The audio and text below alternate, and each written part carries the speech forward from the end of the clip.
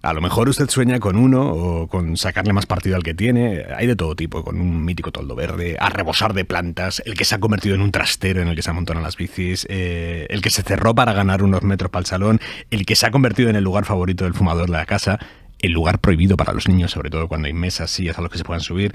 Esta noche en Hora 25 hablamos de balcones y terrazas. Josep María Brunat, arquitecto, buenas noches. Buenas noches. ¿Cuál es la diferencia entre un balcón y una terraza? O sea, eso está estipulado, ahí está la línea, esto es balcón, esto es terraza. Bueno, podríamos decir que el balcón es el que sobresale de la fachada, ¿no? Y normalmente la terraza tiene unas medidas más anchas y más amplias, digamos, y no tiene este sobresaliente de la misma fachada. ¿Cómo nacen los balcones? Quiero decir, realmente no es nada intuitivo poner en un edificio algo que salga, ¿no? ¿Por qué nacen? ¿Cuándo nacen?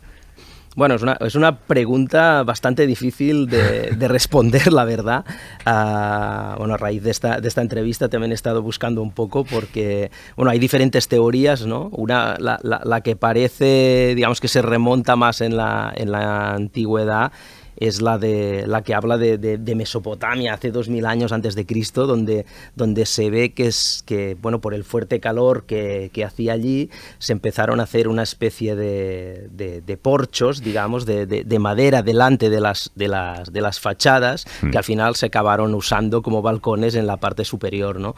Pero bueno, esto se habla de estos tipos de balcones. Seguramente también hemos visto muchas imágenes de una especie de balcones representativos en el antiguo Egipto, donde salían, ¿no?, los faraones a proclamar cosas, y porque también el balcón tiene este punto, ¿no?, de representatividad que aún sigue hoy en día, ¿no? Sí, sigue siendo símbolo de estatus, ¿no? Sí. Bueno, todo el mundo lo ve. Cuando su equipo de fútbol gana alguna cosa importante, salen en el balcón de su ayuntamiento o del gobierno regional a ofrecer, ¿no?, a la gente, digamos, este trofeo, ¿no? Pero también, si nos remontamos, bueno, volviendo a lo de antes, sí, es decir, en Roma también había balcones, en Grecia también. Pero bueno, sí que es verdad que después se pierde un poco la pista hasta los siglos XII, XIII, XIV, pero bueno, más o menos este sería a nivel histórico donde nos podemos remontar. Y mucho más cerca en el tiempo, tenemos como una relación de amor-odio con los balcones, ¿no? O sea, esto va por décadas, de repente desaparecen, luego vuelven a aparecer, hay como modas, balcón sí, balcón no. Sí, bueno, referente a esto, por ejemplo, sí, le puedo hablar un poco de Barcelona, que es el sitio donde resido y, bueno, donde conozco un poquito más la historia de este tipo de elementos. Y también es una ciudad de balcones, ¿no?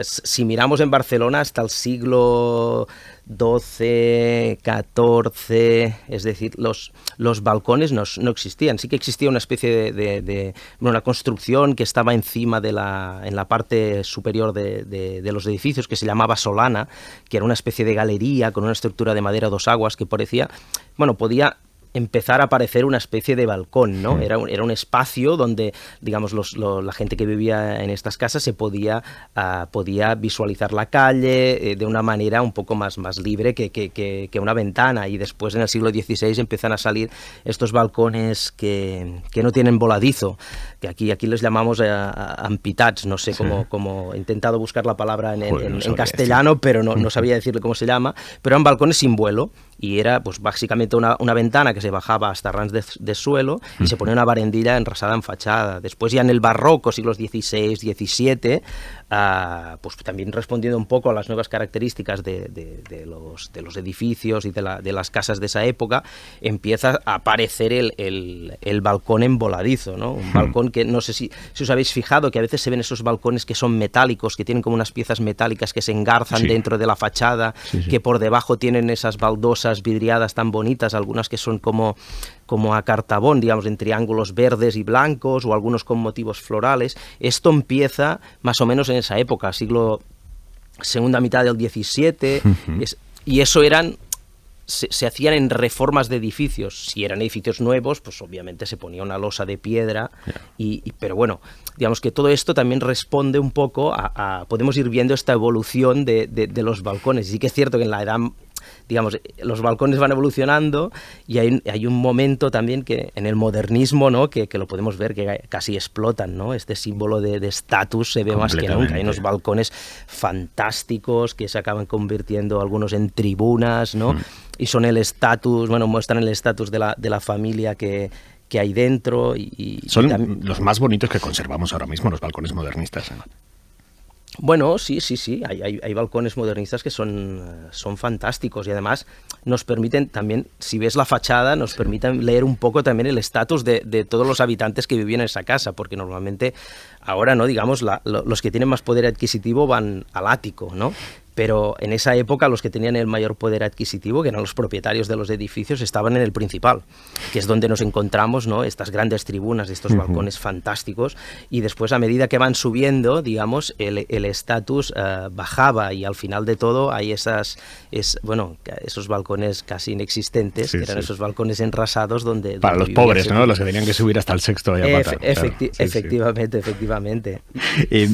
¿Por qué se puso de moda hace no tanto? Estamos hablando de los 90 o así, prescindir de los balcones. O sea, en los 90 no era sexy que los edificios tuvieran balcón. No, la verdad es que, bueno, realmente esto, como decías, es como un poco como la marea, aparece, desaparece, porque también después del modernismo también hubo un momento que el balcón un poco desaparece. Aquí en Barcelona podemos ver, por ejemplo, en la Vía Laietana, que es el noucentisme que se llama, digamos, después del modernismo empiezan a aparecer estas ventanas, digamos, se elimina el balcón, aparecen ventanas, se intenta hacer una arquitectura un poco más recatada, después vuelven como a aparecer, después vuelven a desaparecer también con todo el desarrollismo, los polígonos de los 50, de los 60, en los 70 también desaparecen, hay algunas incursiones que parece que vuelven a aparecer con esas terrazas continuas, ¿no? Sí. Que son como unos terrazas que pasan en la fachada, pero que antes, que parece un poco las galerías que están en la parte de dentro, que las pasan adelante, que pues se acaban cerrando también, digamos. Y en los 90 sí que es verdad que también hay esta moda, digamos, de dejar el balcón y apostar estéticamente también por estas superficies más planas, más puras. Y bueno, pero yo creo que el balcón después de la COVID ha vuelto con fuerza. Es que ahora es impensable un edificio sin balcones. O sea, construir después de la pandemia un edificio sin balcones, eso ya es activismo antibalcón. Yo diría que sí. Sí, porque además es que... ¿no? Yo creo que también cuando llegó la pandemia, pues los balcones acababan siendo también un poco triste, ¿no? Los trasteros de las casas, ¿no? Ves las bicicletas, los aires acondicionados, que está prohibido ponerlos, pero los ponen igual, ¿no? Todos los trastos que no cabían en casa acaban metiéndose y ahí enchufando en los balcones y en la COVID, pues ostras, el balcón era ese espacio que te permitía, pues bueno, aplaudir a los médicos, enfermeras y todo el personal sanitario que estaba trabajando por nosotros, también relacionarte con los vecinos que nunca antes habías, bueno, que no, a lo mejor no conocías, los tenías delante, no sé, yo con mi hijo me acuerdo que íbamos tenía un hijo mi hijo tiene 7 años, en ese momento tenía 3 años y decíamos, bueno, vamos a la playa, y él se ponía ahí, se ponía su mantita y decía, bueno, papá, vamos a la playa, no sé qué, y nos poníamos en el balcón, ¿no? A tomar el sol. Y bueno, sí que es verdad que se perdió esta relación interior-exterior, esos espacios de lindes, ¿no? Sí. Tan bonitos, y bueno, que sí, que ahora mismo es impensable volver. Pero hablabas de los aires acondicionados en el balcón, que a pesar de estar prohibidos, bueno, media España lo tiene en el balcón. Estos aparatos de aire acondicionado que vibran poco, pero algo vibran todo el rato, ¿esto afecta a la estructura del balcón? Bueno, claro, seguramente no, sí, afectan. También es verdad que no es lo mismo un balcón que se ha hecho ahora con todas las... Es decir, que cuando se construye ahora, pues tiene que pasar toda una serie de normativas, tiene que tener una capacidad de carga X, es decir, tenemos que demostrar, digamos, que aguanta mucho más de lo que necesita, ¿no? Pero sí que es verdad que en edificios pues históricos que no están acostumbrados a ese tipo de vibraciones constantes y puntuales, pues ese tipo de aires puedan comportar patologías en el balcón. Pero no solo esto también, porque al final aparte de las vibraciones, estos aparatos condensan agua, pierden agua en sitios puntuales, generan calor, generan frío, y todo esto son cosas que pueden afectar a la estructura del edificio en ese punto concreto. ¿Cuánto peso aguanta un balcón? Uf. A ver. Entiendo que depende del balcón, claro, sí. Sí, bueno, depende un poco del balcón. Lo que pasa es que tendría que aguantar, pues,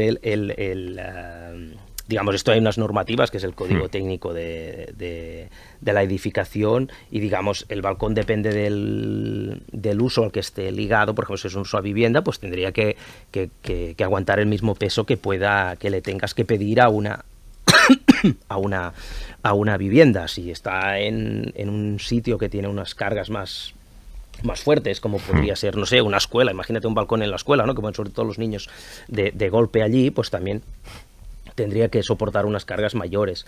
Pero bueno, no solo es el peso mucho cuando hay, yo que sé, una cena con amigos y de repente salen 6 juntos a fumar y dices tú, joder, macho. Sí, bueno, de hecho, bueno, no sé, el código dice, no sé si Evero o Ventrovato, por ejemplo, hay una mítica imagen aquí en Barcelona, que es cuando el Barça gana la primera Copa de Europa y salen en el balcón, ¿no? Y están todos saltando ahí, y el Stoichkov empieza, venga, que salten, ¿no? No, que no salten, que no salten. Claro, y empiezan a saltar ahí, y Jordi Pujol decía, bueno, calma.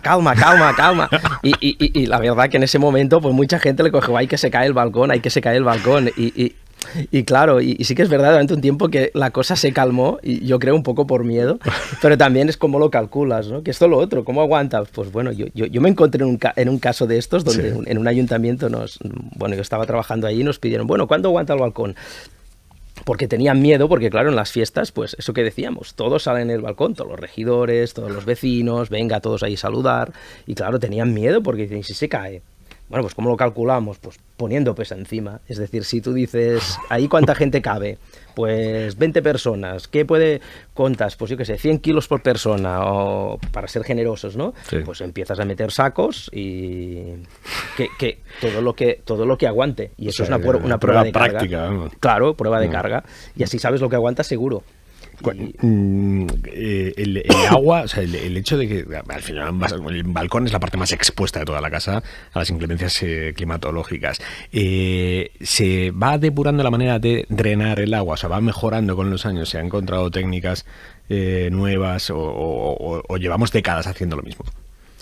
Bueno, en verdad, a veces se intenta innovar mucho, y lo que mejor funcionaba era lo que estaba en origen, porque básicamente el balcón funciona un poco como tampoco tiene un voladizo muy muy grande, porque también las normativas tampoco te permiten volar mucho, porque al final lo que estás haciendo es una invasión de volar es, digamos, sacarlo, ¿no? O sea, sí, la parte distancia, que sale. Vale. Sí, la parte que sale, pues claro, lo que haces es que normalmente cae por gravedad. El balcón tiene una pequeña pendiente hacia afuera, y digamos en la punta del balcón lo que se hace es que se hace una cosa que es el goterón, digamos, que la baldosa o como acabas el balcón, digamos, como curvita, ¿no? Sí, hace una curvita para que la gotita, digamos, no se meta dentro, sino que caiga.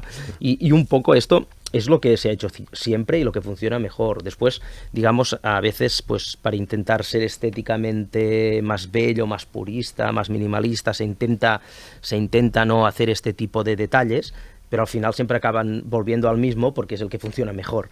Y bueno, digamos, está todo inventado. Sí, la historia y la tradición es muy sabia. Al final, si llevas 2000 años haciendo lo mismo, será porque funciona, ¿no? Y bueno, y es así. Pero bueno, también hay balcones digamos, ahora mismo te puedes encontrar balcones de madera, de hierro, de piedra, de madera, ya te lo he dicho, es decir, de mil maneras diferentes, y que claro, al final también cada material también funciona de una manera diferente. ¿En qué tenemos que fijarnos para saber que el balcón de nuestra casa está en buen estado? Para asegurarnos de que no sea un riesgo, ¿no? Que no se desprenda nada. Bueno, realmente, a ver, lo bueno del balcón es que si tiene algún problema, lo vemos, porque en la casa hay muchos sitios que tenemos problemas, tenemos aquello que se llaman patologías escondidas que están ahí latentes, pero no las vemos. Pero lo bueno del balcón es que al estar expuesto al exterior, pues es fácil de ver. ¿Qué patologías? Pues bueno, podemos encontrarnos, por ejemplo, temas de corrosión de la barandilla, porque las barandillas acostumbran a ser metálicas y pues claro, al estar expuestas al sol, al agua, pues si se desprende un poco la pintura, etcétera, se pueden corroer. Y esto genera pues problemas bueno, ya se ve, digamos, se corroe y hay pérdida de material en la barandilla. Después también, ¿qué pasa? Estas barandillas, algunas están encastadas en la pared.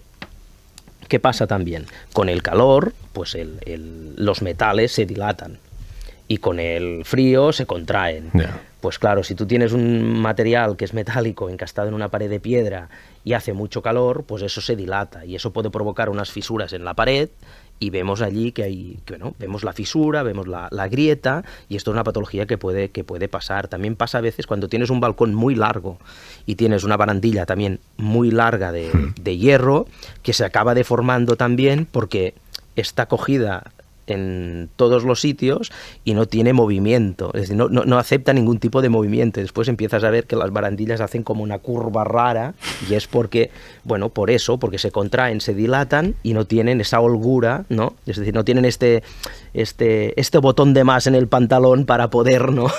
para poder descordar, para poder decirte, no tengo esta holgurita para poder, bueno, cuando me engordo un poquito, pues ya me cabe y cuando recupero cuando pierdo los kilitos me vuelve a estar bien, ¿no? Esto no lo tiene. Y claro, si no tienes previstas estas juntas, pues puede también provocar patologías. Hablando de las barandillas, ahora veo muchísimos edificios nuevos en los que no hay barandilla como tal, sino que hay paneles de cristal, que queda muy mono, pero yo ahí solo veo problemas. No sé si compartes el diagnóstico conmigo. Bueno, sí.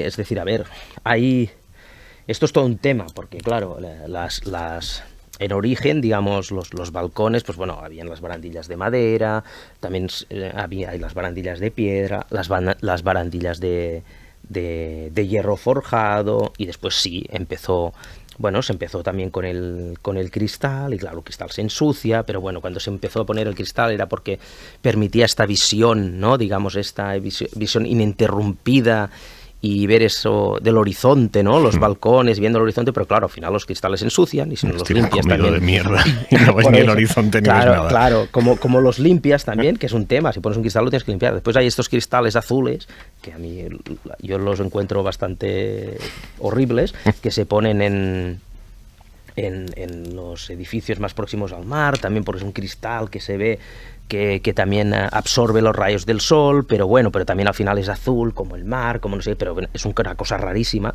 porque tampoco lo ves que no hace la función que tiene que hacer. También hay cristales que también acaban siendo colectores energéticos, pues también hay algunos que hasta tienen placas solar, es decir, recogen la energía del sol para convertirlo en energía, que esto está bien, ¿no? Pero ya es otro tipo de cerramientos. ¿No? Pero balcón más de nicho ese. Pero yo sería partidario, a mí estéticamente, digamos, si vamos a hablar y también funcionalmente, los que más me gustan son los metálicos, de las barandillas metálicas, y en ese caso, perdón que me vaya un poco por los cerros de Úbeda, pero sí que quería decir que hay unos balcones que sí que me gustaría que si tenéis un poco la oportunidad pudierais mirar por el Google y buscarlos, que son los de un arquitecto, que era un arquitecto modernista que trabajaba con Antonio Gaudí, sí, que era Josep Maria Jujol. ¿Cómo se escribe? Josep Maria. Josep Maria, ¿sí? Jujol, Jujol, vale.